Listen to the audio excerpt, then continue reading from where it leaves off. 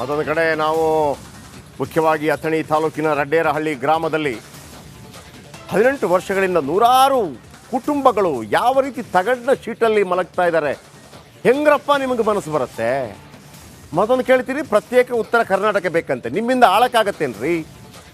ಆ ಜನಗಳಿಗೆ 18 ವರ್ಷದಲ್ಲಿ ಆ ಒಂದು ಮನೆ ಕಟ್ಕೊಡೋಕ್ಕಾಗಿಲ್ಲ. ಆ ನೀರು ವ್ಯವಸ್ಥೆ ಆ ಥರ ಇದೆ.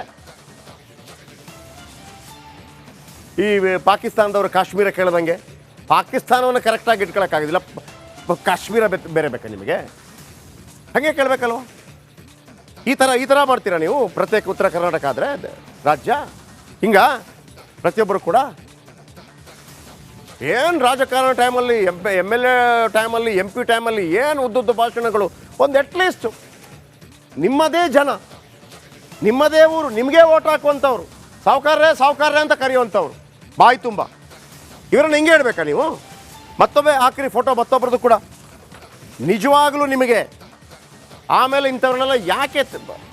ಮಾನ್ಯ ಮುಖ್ಯಮಂತ್ರಿ ಸಿದ್ದರಾಮಯ್ಯನವರೇ, ದಯವಿಟ್ಟು ಇದರ ಬಗ್ಗೆ ಒಂದು ಗಮನ ಹರಿಸಿ, ದಯವಿಟ್ಟು ಗಮನ ಹರಿಸಿ.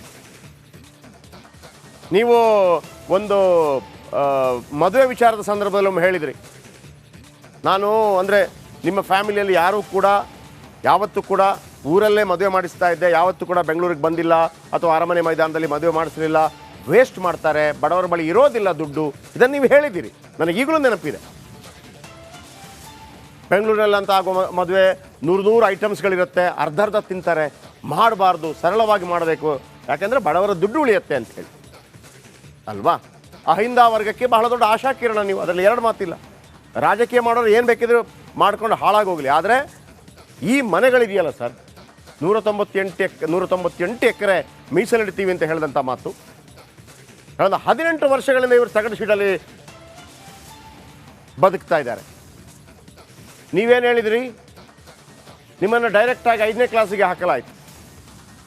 ಡೈರೆಕ್ಟಾಗಿ 5ನೇ ಕ್ಲಾಸ್ ಓದಿದ್ದು ನೀವು.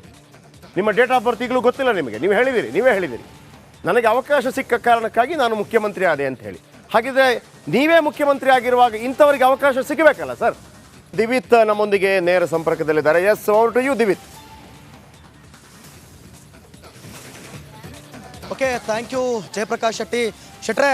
ನಿಜವಾಗ್ಲೂ ಕೂಡ ಈಗ ರಿಪಬ್ಲಿಕ್ ಕನ್ನಡನೇ ಭರವಸೆ, ನೀವೇ ಭರವಸೆ ಅಂತ ಅಂತಿದ್ದಾರೆ. ಯಾಕಂದ್ರೆ ಎಲ್ಲರೂ ಬಂದೋದ್ರು, ಓಟ್ ಕೇಳಕ್ ಮಾತ್ರ ಬರ್ತಾರೆ, ಆದರೆ ಅದು ಬಿಟ್ಟು ಮೂಲಭೂತ ಸೌಕರ್ಯ ಏನಿದೆ ಅಂತ ಕೇಳಕ್ಕೆ ಬರಲ್ಲ ಅಂತ ಹೇಳಿ ಅವರು ತಮ್ಮ ಅಳಲನ್ನ ತೊಡ್ಕೊಂಡಿದ್ದಾರೆ. ಅವರೊಬ್ರು ಮಾತಾಡ್ಸಿನವ್ವ, ನಮಸ್ತೆ. ನಿಮ್ಮ ಜೊತೆ ನಾವಿದ್ದೀವಿ. ನಿಮಗೆ ಇಷ್ಟೋ ತನಕ ಯಾರೋ ಬಂದಿದ್ದಾರಲ್ವಾ? ಯಾರು ಬಂದಾರ ಬಿಟ್ಟರು ಗೊತ್ತಿಲ್ಲ, ರಿಪಬ್ಲಿಕ್ ಕನ್ನಡ ನಿಮ್ಮ ಜೊತೆ ಇರುತ್ತವ. ಎಷ್ಟು ವರ್ಷದಿಂದ ಇದ್ದೀರಿ ಇಲ್ಲಿ? ಯಾರೂ ಬಂದಿಲ್ರಿ. ನಾವು ಭಾಳ ಬಿಸಿಲಾಗ ತ್ರಾಸ ತಗೊಂಡೋದೀವ್ರಿ. ನಮ್ಗಟ್ಟು ಬ್ಯಾಚ್ ಮಾಡಿಕೊಡ್ರಿ. ಅಲ್ಲ ನೀವು ಎಷ್ಟು ವರ್ಷದಿಂದ ಇದ್ದೀರಿ ಇಲ್ಲಿ? ಇಲ್ಲಿ 20 ವರ್ಷ ಆತ್ರಿ. ನಾವು ಮಕ್ಕಳು 3 ಮಂದಿ ಅದಾರ, 2 ಹೆಣ್ಮಕ್ಳು, ಒಬ್ಬ ಗಣಸ ಮಗ ನಿಮ್ಮ ಜೊತೆನೇ ಇದ್ದಾರಾ? ಹ್ಞೂ ರೀ. ಈಗ ಯಾರ್ಯಾರು ಬಂದಿದ್ರು ಇಲ್ಲಿಗೆ? ಏನೇನು ಈಗ ನೀವೆಲ್ಲ ಕೇಳಿದಿರಲ್ವಾ, ಮನವಿ ಮಾಡಿದ್ರಲ್ವಾ? ಹ್ಞೂ ರೀ. ಏನು ಮಾಡ್ರೂ ಕೆಲಸ ಆಗೋತ್ರಿ. ನಮ್ಗಟ್ಟು ಮನೆ ಅದು ಮಾಡಿಕೊಡ್ರಿ. ಏನು ಹೇಳ್ತೀರಾ PDOಗೆ? ಏನು ಹೇಳ್ತೀರಾ? PDO ಬಂದ್ರಂತೆ ನೋಡಿ, ಇವತ್ತು ಕಳ್ಳಾಟ ಆಡ್ತಿದ್ದಾರೆ, ಬರ್ತಾ ಇಲ್ಲ. ಬರ್ತೀನಿ ಅಂತಾರೆ, 5 ನಿಮಿಷ 10 ನಿಮಿಷ ಅಂತಾರೆ. ಏನು ಹೇಳ್ತೀರಾ? 20 ವರ್ಷ ಆತಾರಿ, ಯಾರು ಬಂದು ಏನೂ ಮಾಡಿಲ್ರಿ. ಬಿಸಿಲಾಗ ಸುಟ್ಕೊಂಡು ಸಾಯಕತ್ತಿದ್ದೀವ್ರಿ ನಾವು. ಎಲ್ಲರೂ ಬಂದು ಓಟ್ ಕಟ್ಟ ಬಿಡ್ತಾರೆ ರೀ. ಉಳ್ಕಿದೇನು ಮಾಡಿಲ್ರಿ ಸಾಹೇಬ್ರ. ಹ್ಞೂ ರೀ, ಕಿಟ್ ಮಾಡ್ಯಾರ ನೋಡಿ. ಒಟ್ಟು ಬಿಸಿಲಾಗ ನಾವು ಇಲ್ಲಿ ಹಂಗೆ ಅದಿರಿ, ಏನು ನೀರಿನ ವ್ಯವಸ್ಥೆ, ಲೈಟ್ ವ್ಯವಸ್ಥೆ ಇವ್ರ ಹತ್ರ ಬಾಟ್ ಕೊಟ್ಟಾರ್ರಿ, ರೇಟ್ ಅವ್ರಿ. ಉಳ್ಕಿದಾರ ನಮ್ಮ ಸತ್ತಿವ್ರಿ 400 ಏನೂ ಕೇಳಿಲ್ರಿ ಅವ್ರು ಒಟ್ಟಾರೆ. ಹಿಂಗೆ ಓಕೆ, ಈ ಸ್ಟೋರಿಯನ್ನು ಬಿಗ್ ಇಂಪ್ಯಾಕ್ಟ್ನಲ್ಲಿ ಇನ್ನೊಂದು ಸಲ ತಗೋತೀನಿ, ನಾಳೆ ಕೂಡ ತಗೋತೀನಿ ನಾನು. ನೋಡೋಣ ಅದು ಯಾಕೆ ಅವರು ಬರೋದಿಲ್ಲ ಅಂತೇಳಿ. ಇನ್ ಡೆಪ್ತ್ ಆಗಿ ಹೋಗ್ತೀನಿ ನೋಡೋಣ.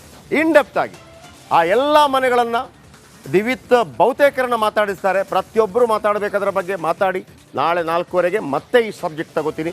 ನೋಡೋಣ. ಸತ್ಯಕ್ಕೆ ಜಯ ಸಿಗತ್ತೆ, ಸತ್ಯಮೇವ ಜಯತೆ. ನಾಳೆ ಮತ್ತೆ ಸಿಗ್ತೀನಿ. ಜೈ ಹಿಂದ್, ಜೈ ಕರ್ನಾಟಕ, ರಿಪಬ್ಲಿಕ್ ಕನ್ನಡ. ಇದು ನಿಮ್ಮ ಧ್ವನಿ. ನಮಸ್ತೆ.